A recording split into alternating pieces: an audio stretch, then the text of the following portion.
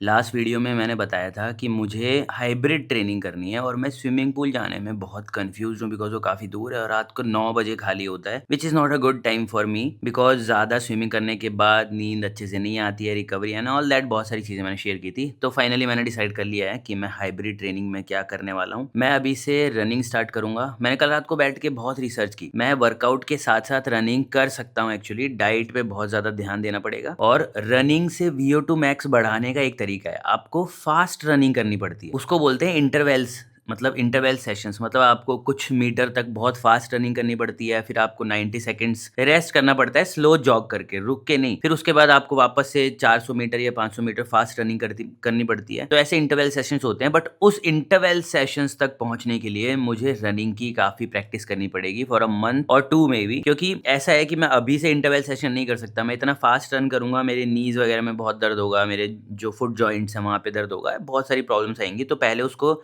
एक transition period में लेके आना पड़ेगा। लाइक स्लो जॉगिंग करनी पड़ेगी मुझे फॉर 1 और 2 किलोमीटर फॉर अ वीक। फिर उसके बाद मुझे 3 किलोमीटर करनी पड़ेगी, फिर 4, फिर 5, फिर एक महीने में मैं 5 किलोमीटर स्लो जॉग पे आ जाऊंगा।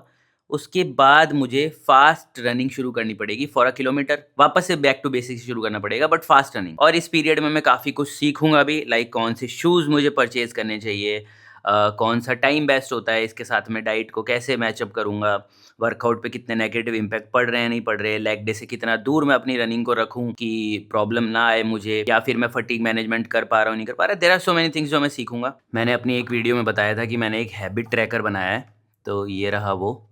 अब इसमें मैंने 3 चीज़ें लिखी हुई है for now: no sugar, book reading और वर्कआउट। अब इनमें से मुझे 6 दिन हो चुके हैं और मैंने कोई शुगर टच भी नहीं की है। आज 6th डे एक्चुअली। और ये हैबिट ट्रैकर बहुत ही अच्छा है क्योंकि मैंने इस पे लैमिनेशन करा दिया है। अब इसके बाद अगर मुझे दोबारा ज़रूरत पड़ेगी फॉर नेक्स्ट मंथ तो मैं ये सब कुछ मिटा के, वापस ऐसे हाथ से मिट जाता है, वापस मिटा के रीस्टार्ट कर सकता हूँ। इसे ही बेसिकली इसे ही रीसेट करके शुरू कर सकता हूँ।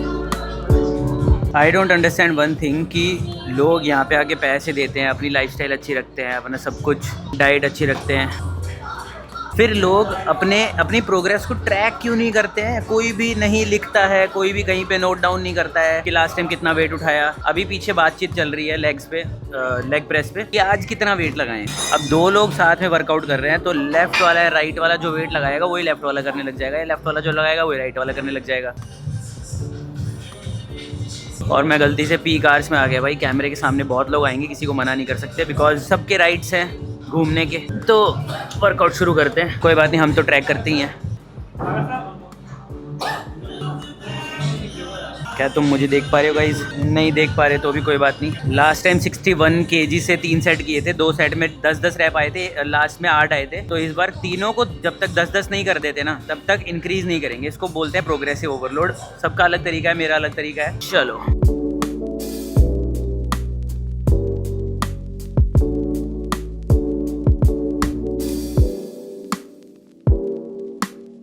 सही डिसीजन था कि मैंने 10 से ज़्यादा रैप्स नहीं मारे उन पे, बिकॉज अब तीनों सेट में 61 kg से 10 आ गए और नेक्स्ट टाइम मैं 68 kg लगा सकता हूँ। मतलब इसमें 7-8 किलो का फ़र्क है, मतलब एक प्लेट के बाद दूसरी प्लेट में। मतलब प्रोग्रेस हो रही है इस पर भी। लाइंग लेग कल मशीन पे 75 kg से 8, 7 और 6 रैप आए थे 3 सेट्स में। तो इस बार ट्राई करेंगे तीनों सेट में 8 आ जाएँ, या फिर एटलीस्ट 2 सेट में तो 8 आ जाएँ।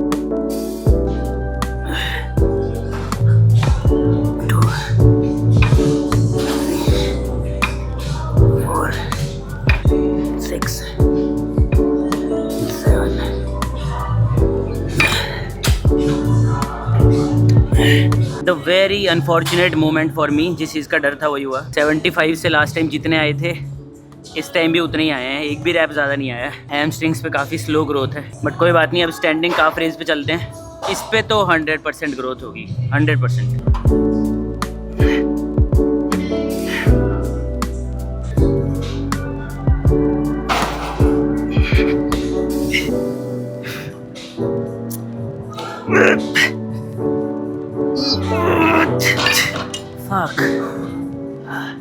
लास्ट टाइम हैक स्क्वाड पे 90 90 और 80 किया था, एक बैक ऑफ सेट किया था। तो 90 से 10 आए थे, 90 से 6 और 80 से 8। तो टारगेट है 6 to 8। बट लास्ट टाइम एक गलती कर दी थी कि फर्स्ट सेट में 10 रेप्स मारे थे, जिसकी वजह से सेकंड सेट ज़्यादा सफ़र हुआ था। फर्स्ट सेट ही मैंने फेलियर मार दिया था बिकॉज मेरे को याद नहीं था। तो इस बार सेकंड सेट ज़्यादा सफ़र ना हो, इसलिए फर्स्ट सेट को 8 पे ही रखेंगे। अगर 8 आ जाते हैं तो मेरा मन तो बिल्कुल नहीं करता भाई, पता नहीं आज तो बिल्कुल नहीं कर रहा है। बट कितना है वैसे? It's 90 kg। भाई मुझे डर लगता है कि लोगों को कैमरा दिखता भी है कि नहीं दिखता पड़ा हुआ, बिल्कुल पास से चले जाते हैं। बाकी बातें बाद में करेंगे, लेट्स गो। मार्कस ऑरेलियस का एक कोट याद आ रहा है, until death all defeats are psychological, we are not gonna lose until death. Let's go. 1, it's hard as always. 2,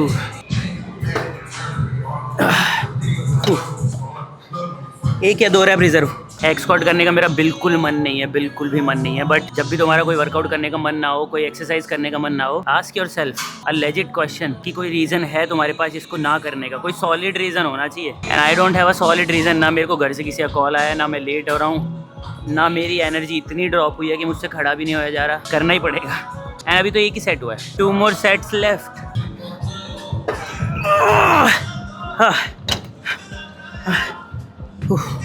हल्का सा यहाँ पे दर्द हुआ मेरे। वैसे ही बैक पेन इतना ज़्यादा प्रॉब्लम कॉज नहीं करता है, बट इसका एक सीधा सा मतलब ये है कि मेरी फॉर्म में कुछ गड़बड़ हुई है। तो लास्ट सेट में फॉर्म और ठीक रखेंगे बिकॉज वेट हैवी है। अगर मैंने बैक को हल्का सा भी उठाया या हिप्स को उठाया और मैंने बेल्ट भी नहीं बांध रखी है ब्रेसिंग के लिए या थोड़ी बहुत सेफ्टी के लिए, तो दिक्कत हो सकती है। लास्ट सेट को और अच्छे से परफॉर्म करते हैं।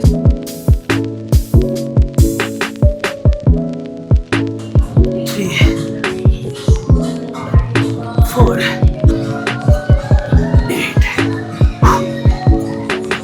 9।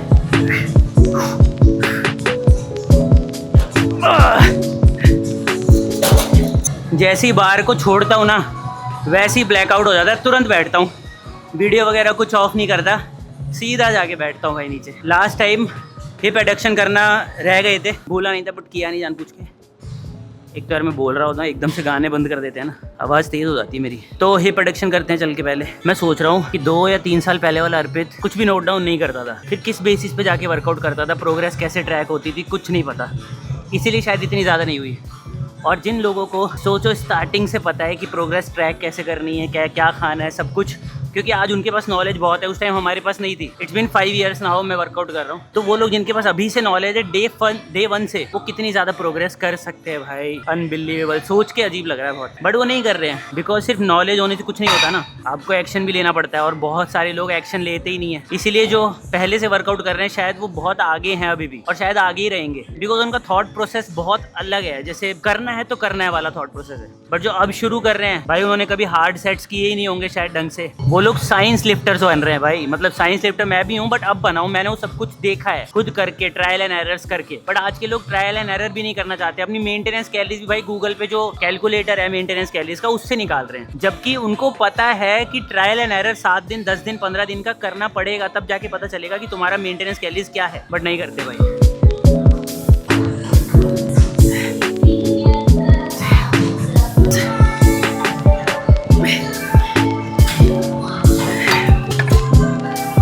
220 calories burn on leg day. अगर किसी को लगता है कि लेग डे पे तुम 300 400 500 कैलोरीज बर्न करते हो, तो ऐसा नहीं है। ऐसा हो भी सकता है वैसे, तुम लोगों में से किसी ने की हो, बट स्टिल 400 500 तो बहुत मुश्किल है। 1 घंटा 42 मिनट हो चुके हैं, फटाफट से घर चलते हैं, मील लेते हैं बिकॉज ज़्यादा देर जिम में रुकना is not a good idea, not a good thing.